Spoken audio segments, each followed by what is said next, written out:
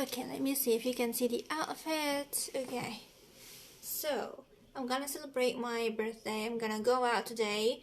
It's the 21st of March, so it's like legally it's my birthday, but it was yesterday because I am a Pisces. So anyway, so this is my outfit. I have this beautiful top from Shein. I really love it so much, and I'm finally wearing it. Okay, it's so beautiful.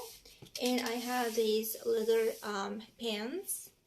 Okay, I don't know the brand, but anyway, I guess it's only, I can't remember, but anyway, I'm wearing a boot.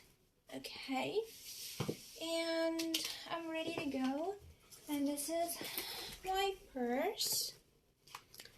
Okay, it's kind of hot today. That's unusual for my birthday, so I'm going out like this, and just in case the temperature drops again, I'm having this jacket with me, so it will be like feeling safe and secure when I come back late at night. So this is my outfit. I really hope you like it. Really like it.